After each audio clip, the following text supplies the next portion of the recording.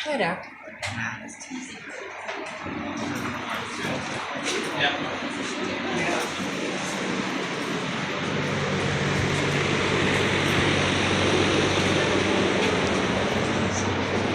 Alright, so through these garage doors, and you can see through the windows too, there's a red building that's to the left. That building today is just a storage building, but originally that was a train depot. So when the canal days were kind of ending, the railroad company built a railroad into town. There was actually two railroads that came into town. There was the B&O Railroad and the Cleveland and Pittsburgh Railroad. And the Elsons had this depot built closer to the village park, which sits closer towards like Taggart's down the road. And that sat there until the 1920s. A.R. Ellison was actually one of the first station agents in town for the railroad company. So not only did he run this, but he also helped, people coming into town on the trains, going out of town on the trains. And that depot sat over in town until the 1920s. And then the railroad company left Magnolia. They pulled up the tracks, and then the Elsons wanted that building saved, so they picked it up and they moved it over here. So that railroad line, they had a spur line specifically built to the back of this building. So where this gravel driveway is, that would have all been a rail line, and they could have loaded rail cars out of the back of the building and sent them on their way. So, canals, railroads, trucking industry, they really always tried to stay a step ahead of the game so that way they wouldn't lose their business. Also, it's kind of hard to see, but through the trees, there's a stream that goes back to the back. That stream is that water that originally was powering the water wheels and going through the building. It's all being piped back to there now. So that's where the exit was, and it goes into the canal. And the canal in its prime would have had a couple canal locks back there too. They would have regulated water, and canal boats would have had to pass through them. And, so I wish I could hop in a time machine and kind of see what it would have been like in its time. But that's all back there too.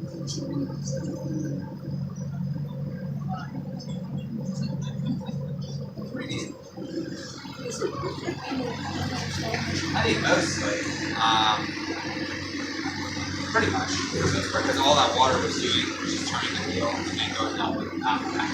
So it didn't go through like any machines or anything like that. Now this post is here, and you're more than welcome to cross the line for this. On the back of this post is a bunch of names. Those are like family names of people who frequented the mill, who can see on this side.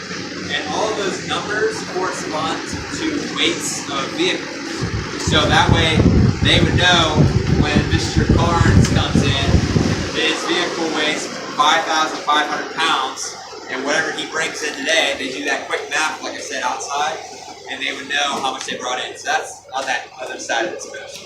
So it's all pretty much in our group. Now, this side of the mill is more the side that was used up until we closed. These two machines were used for like cow chop, so that's where they would, they're kind of big mixers, and they would mix together different ingredients for cow feed. And then we'll actually go up this walkway here, and I'll show you the rest of the feed up here.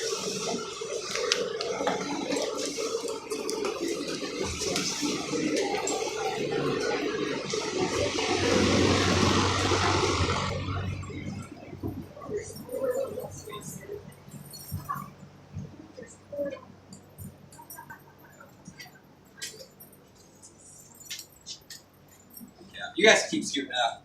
We'll get everybody to sit up here. There's a lot more dusty. Our operation guys, so they did a nice job of getting it up. Because one thing they had to do too was there was still like corn and stuff in the bins after we closed because they didn't get it all sold. Yeah, well, I think there's like birds and stuff that keep getting them into where the bins were and like pulling it down and stuff. But most of it's all cleaned out. But up here, so this is our big electric motor right here. It turns this wheel. This wheel turns this axle, and it turns all those belts over there on the machine. So now everything's all powered by. There's a motor here, and there's a motor on the fourth floor that controls a lot of the elevators that go up and down. This red thing here, this is the bird seed mixer. So once we would get that cracked corn, we would mix it with things like, let's see, we have a recipe here. Corn, sunflower seeds, Milo, white chocolate, oats, wheat. So we would mix those kind of things in that seed mixer, bag it, tie it up with a miller's knot, which is a really cool knot because it's just kind of like a cinch knot in a way to where it holds it. If you throw it in the background, it'll stay together. But if you just little tug on one part of the string, it'll all come apart. So it's a pretty cool knot. So if you learn it, try to learn it. I'm still trying to learn it. So I teach myself on that. This, okay, so if you guys stay here, I'll point out a couple things up here. So all these chutes have labels on them. So once the stuff was made, it'd go back upstairs to a bin to where it'd be stored. So our cracked corn would be here. We would have wheat stored in this bin. These bins is where cornmeal would come down from, and our cracked corn, so they just put a bag under there, pull a chute, fill it up. These two machines did a lot of the heavy lifting. This machine, this one made cornmeal. So stuff would go over top and be ground up in this machine here, and then go back upstairs. And there's a little tiny machine which is hard to see at the bottom of the chute, and that was used for cracked corn. So one of the things that the millers, I probably hated to do, is they would have to share this belt with this machine too. So when they were running one, they would put, like they were making cornmeal, they'd have it on here. And if they were switching over to cracked corn, they'd have to loosen the tension on this belt, take the belt, and put it over on this wheel to run that. Because for some reason they couldn't have both running at the same time. So that was kind of always a pain. Now these wheels that are against the wall here, these wheels go into the basement, and they actually control gates that would have controlled the water flowing over those water wheels. So if they needed more water or less water, they would turn these and it'd open almost like a little floodgate outside originally, and that would help pour more water to make those wheels spin faster or spin slower. So those are pretty neat too. Now my favorite thing, that's another scale, so they would just weigh stuff on here. Now my favorite thing in the mill is actually this right behind you. This contraption here. So this is a hand-powered elevator. The millers would be able to ride this all the way up to the 3rd floor. It doesn't go all the way to the top. It's constructed by the Sydney Elevator Manufacturing Company out of Sydney, Ohio. It's not really used that much now because, one, I mean, if you look at this wiring here, this does not look the safest. I love showing groups, especially the school kids, because they think it's the coolest thing ever. So I will go up a couple feet to show you how it works. Today, the millers would have to go up and down all 4 floors because there's so many old machines and belts that could break that and a lot of it is kind of, they would get to the point where they could hear things, almost like a mechanic with a car. Like they would be able to hear and say, something doesn't sound right, I need to go check on this. So they have to get exercise to go up and down. The Ellisons, originally, they would have used this to go up and down. There is weights in here that counteract my weight, so I don't need to like pull it all. It's just set to equal out. So I just have to do like a flick of the wrist and it'll go up. I made the mistake last year. We had a new employee who is coming down to, she was going to cover me for some tours. And compared to me, like she's a lot smaller than I am. But I said, oh, you got to try out the elevator. Like you got to see how it works. And I didn't even think about the weights being different. So when she stepped on, she didn't have to pull and she went straight up. So we got her back down. It was all okay, but it was kind of a scary 3 seconds with how fast she shot up there. So I pretty much only ride it now. There is a little, this is called a dead man's brake. So when you step on this, that'll allow this to move. But let's say it's a real hot day, I fainted, whatever might happen. The second my foot comes off of this, it will break. Now, with it being so old, I won't go up more than a few feet because I can't guarantee that it will break. So you step on this. There's a little kick here to kick out, and just pull up. Then you stop, and then it breaks. ride back down. I just hold it, just kind of pull back up a little bit, and then I come back down. So there you go. Now you have to make sure to tell them to put one in your house. Good. You got a project now. Good. I wonder if they are still in business. I don't know. Maybe. Who knows? Maybe. But so with that, is there any questions? Anything else? Yes, sir. Would I shoot up on? Yes, you would. You'd be up to the third floor in like 2 seconds. He's ready. Yeah, he's ready. He's ready to go. So that's probably my favorite. That's my favorite part of the entire film is that. But with that, I mean that's pretty much the conclusion that I have here. You're more than welcome, since this is technically a park. You can come here between dawn and dusk daily. However, we just have the mill open for programs and things now, so it's not always open. If you go to the mill pond, there is kind of a grass area that you can actually walk along the mill pond, cross the canal, walk down the length of the canal, and you can make kind of like a nice little loop walking around. The Village of Magnolia, I've mentioned to a few people here, their historical society is very active in town. They do different programs like walks through town to show like all the cool historic buildings that they have. If you're in the area on June 22nd, they're doing a grand opening of their restored blacksmith shop that sits right behind Taggart's. So if you go to Taggart's, it's the red building is behind it.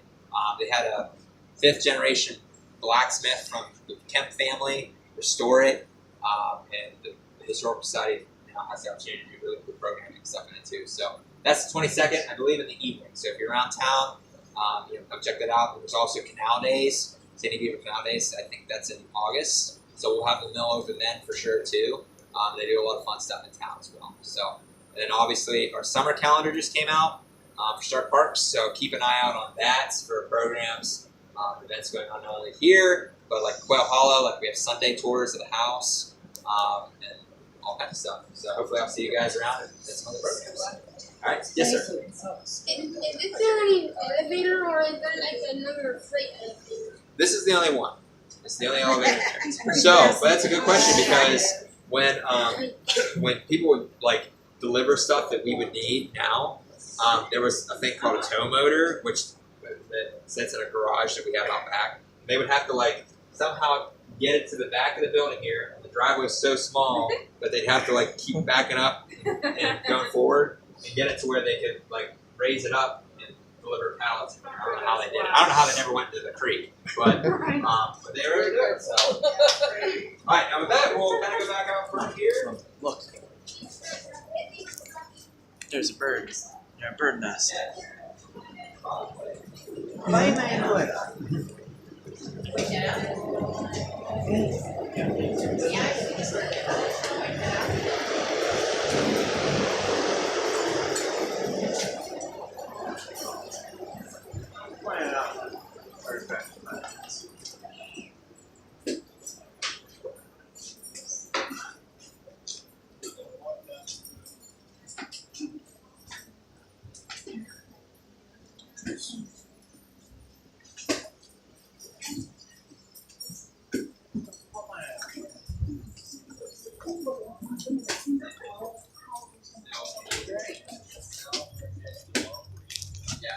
Water power. There's also just east of us at Beaver Creek State Park. They have they're still there too, and they do they call Pioneer Days. It's like the first weekend in October, but they have the grist mill running, a lot of like cultural history kind of stuff, pioneer stuff going on. And that's one that's really kind of lit. Then there's Lanterman Mill in Mill Creek Park in Youngstown.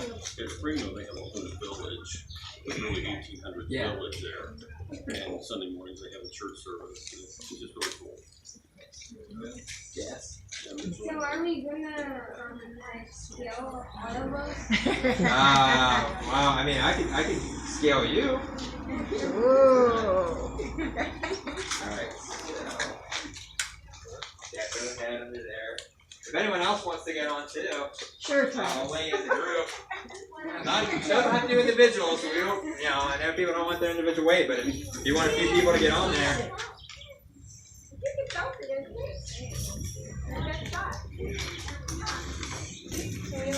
Anyone else want to get on there? That way you can see how this thing works.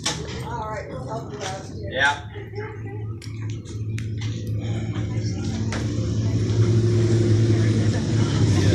Alright, so see in the scale it goes from all the way from 0 to 30,000. So we'll see what we do here.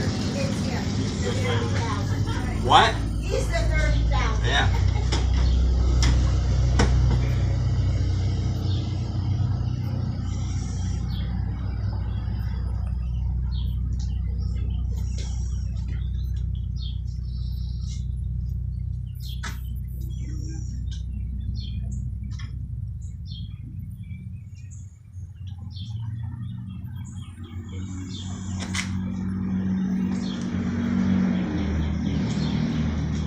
Okay, so you guys all together are right about 575 pounds. 75. Oh. I think he's about 400. Alrighty, well, thank you guys for showing up. Appreciate it. I just wanted to let you know that there was a bird nest in the window elevator area. Oh, okay. Thanks for letting me know. I know that there's probably still some in there, just from whenever, because the old windows that were in here had so many holes in them that birds would just fly in. So it's probably one of those remnant birds. Probably. It's Yeah. on that wall, not this wall, but that wall. Yeah. It was. Did you see any birds in it still, or just was it just the No, nest? we just saw They the probably nest. flew out by now just because all the windows were replaced. So. Yeah. At least you know now. Yeah. So you can keep an eye if any birds do approach. Thank you, Trevor. We're Yeah. going to dinner. Yeah. Go eat. Thank you. So honestly, how do you even open that? This. Yeah, for the real meal. So there is. Do you want to follow? So this. To see how that opens. Slide out.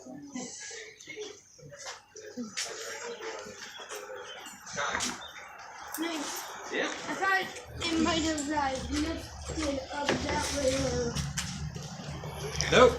Nope. It opens up, and then this slide. There's a. This actually opens up, and there's like a slide that goes up to the second floor. So that way, instead of them having to carry things down the steps, they can just throw it down the slide. Come right out. I'm sure I worked in these for years. And when I was retired, I was not great. I mean, I was for the resident. I didn't know up to that point how I found that. That's Yeah. just. And I don't know if anybody got hurt, but what you said about dusting and how he found it, that's. Yeah. Ooh. Something I wonder is how, before electricity, they would have been able to operate in like the dark. Oh, I saw that sprinkler system before we went and doing it. Like, wow, that's. Yeah. Start Parkside took a week. Thanks, Trevor. Yeah, That was sure. It's great. good seeing you again. Good seeing you. Next street.